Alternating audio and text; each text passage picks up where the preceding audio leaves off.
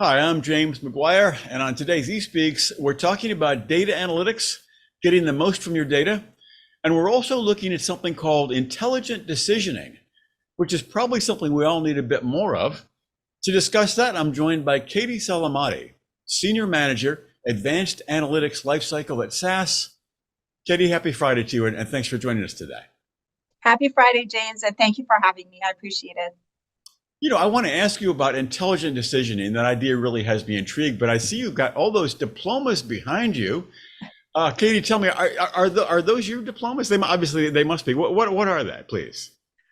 They are, yes. So my background is in industrial and systems engineering. I'm a Trojan from University of Southern California, and then also a Wolfpack from NC State, PhD in transportation and civil engineering, and also an MBA in technology, commercialization, and entrepreneurship. All right. Well, that ought to be enough to establish you as an expert, for goodness sakes. Thank you. Let's talk about intelligent decisioning. To me, it sounds like it's looking at the metrics, looking at the analytics over time, and saying, based on the numbers, we need to go in this direction. But what is it really? Put it in layperson terms, please. Sure, absolutely. Well, we never want to make bad decisions or decisions that are not smart, right? So always we want to make the best decisions. But intelligent decisioning is really one level higher than that. It's a process that leads into best decisions. It's a process that systems take on. So, for example, let me give you an example in a connected autonomous vehicle. They exist. Many cars have some level of autonomy with them. A connected autonomous vehicle has to constantly monitor the data from the sensors, cameras that are on the cars, LiDAR, radar, external sensors that get information from, let's say, traffic signals from the cars that are passing by, or internal sensors that monitor the internal systems, right? And so the car has to make constant decisions on speed, on braking, steering wheel alignment, routing, and many more of that. It makes real-time decisions that are interactive. They are based on sophisticated analytical models. They can be scaled. They can be scaled up because there are thousands of sensor data that are coming in. And they also have limitless number of use cases. There are many scenarios that has to be tested, and there are feedback loops. And that's exactly an intelligent decisioning process. The intelligent decisioning process is really a cycle. There's the outcome is being constantly monitored. The models are being monitored, reevaluated, updated based on the results that they get. And so the decisions are also tested. Sometimes you want to test the decision, the outcome of the decision, before you put it into actual deployment and operation. So in another terms, there's transparency into the intelligent decisioning process.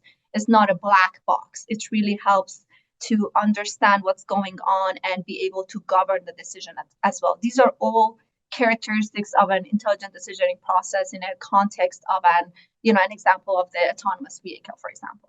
Interesting. So obviously the autonomous vehicle would use intelligent decisioning. So let's look at it, sort of zoom out and think about the enterprise or organizational roles. What role does intelligent decisioning play in the success of an organization or a business operation? Well, James, I'm going to be dramatic here and say it's going to be make it or break it. Yes. Because the landscape is changing toward data and analytics-centric organizations. That's established by now. Everybody knows how important it is to keep track of the data.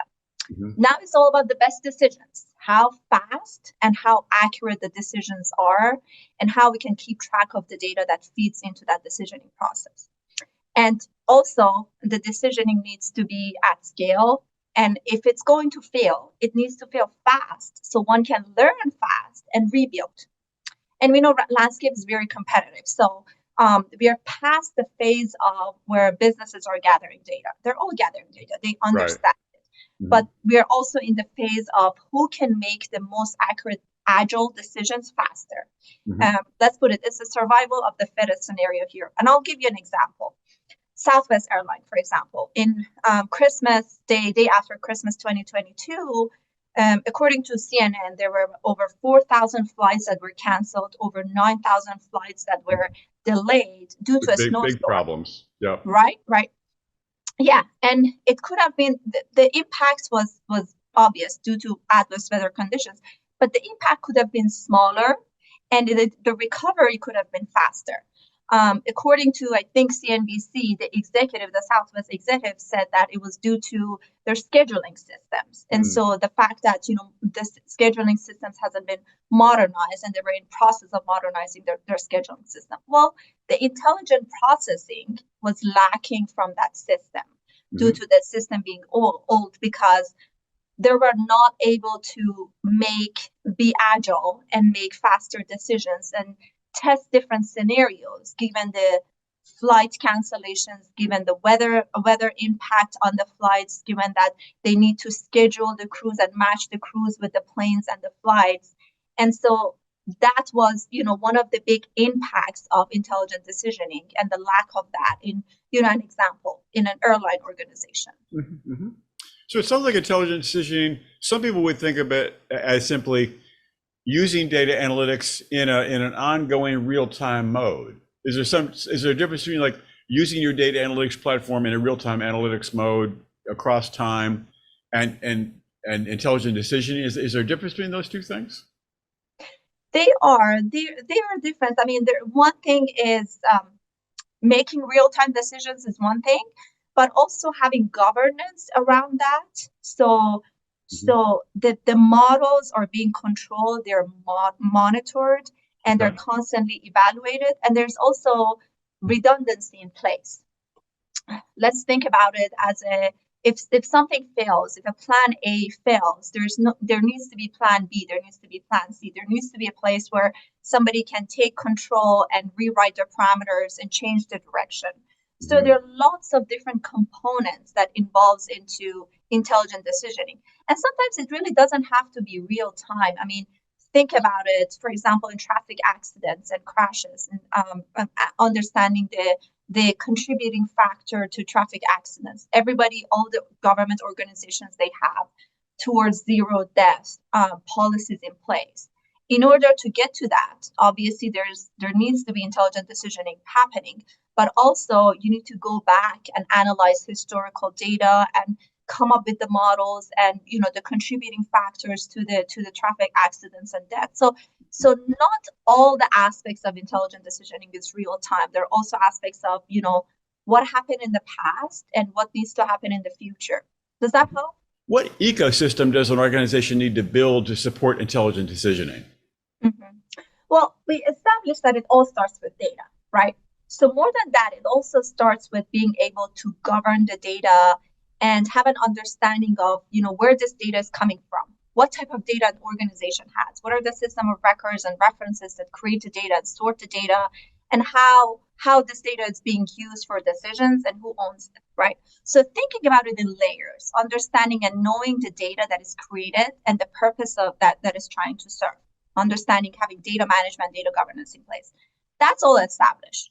And why it's important? Because no good data, no good outcomes. So to say, garbage in, garbage out.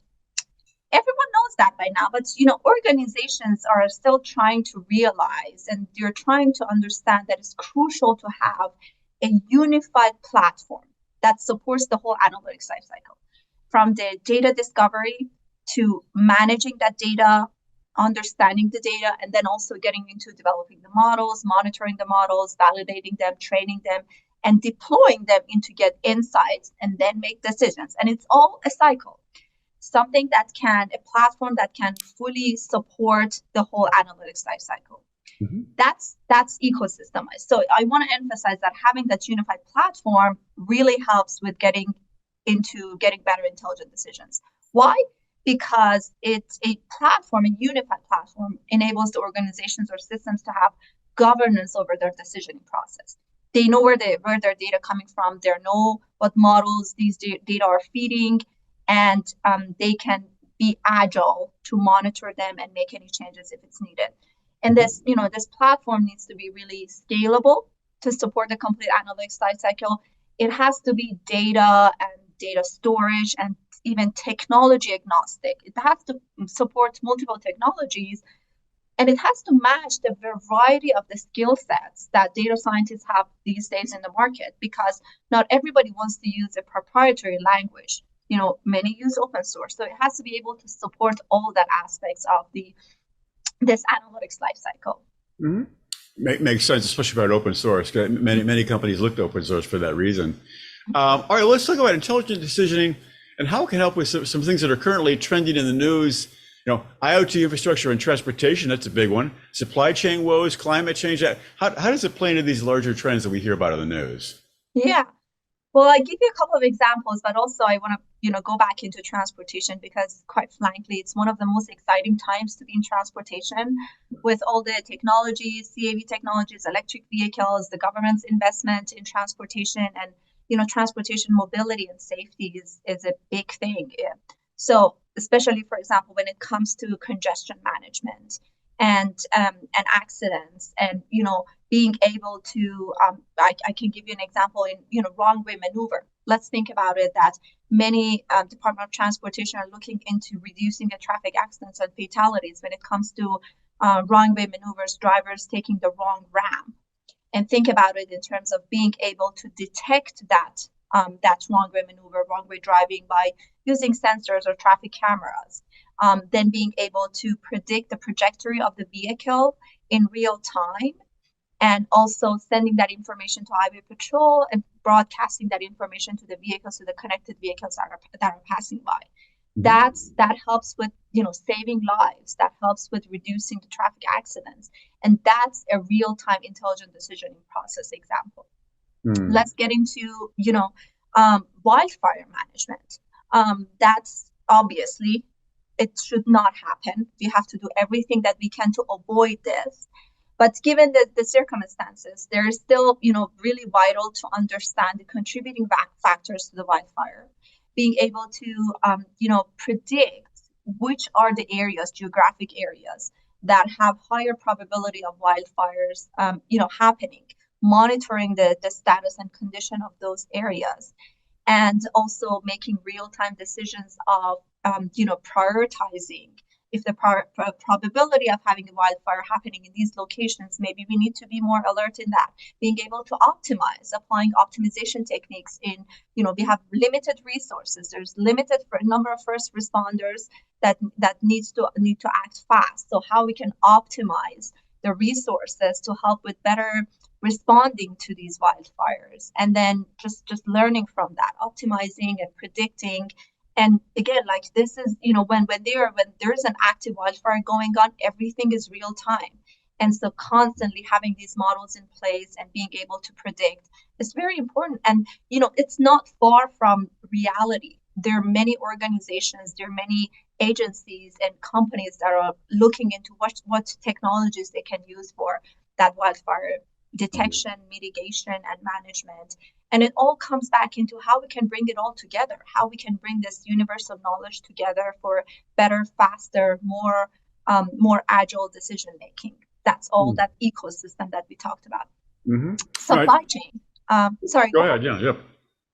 No, I wanted to ask, there are many factors that impact supply chain, for example, adverse weather conditions, political climate, health crisis, all goes into, impacting the supply chain. And with the recent experiences that we have, now organizations are really trying to better understand their role in the supply chain, in the, bigger supply chain of the I guess the global supply chain of a part or a service that they provide, and also understand the supply chain, their own supply chains. And so which companies are impacting their operations in terms of, supplying services or supplying parts to them. And that's another one that's a very important one that requires intelligent decisioning, because it's constantly changing. All the contributing factors to political climate, to health crisis, to one company being geographically located at a different area, and how is that impacting the supply of parts. The company is making a decision: should I move this part on a train, or should I put it in a ship? And so when is this going to arrive? These are all the factors that require intelligent decisioning for them to get there faster and reliably. That's very important. Hmm. I mean, especially the part that really resonated with me was the real time, because I think a lot of these do, unfold really quickly. So the real time is an important factor of that. Katie, I think you said it's a lot of interesting material. I think it's obviously, intelligent decisioning can play a key role in data analytics. I very much appreciate you sharing expertise today, and hope you come back and talk with us again sometime. Absolutely. Thank you so much for having me, but it was my pleasure.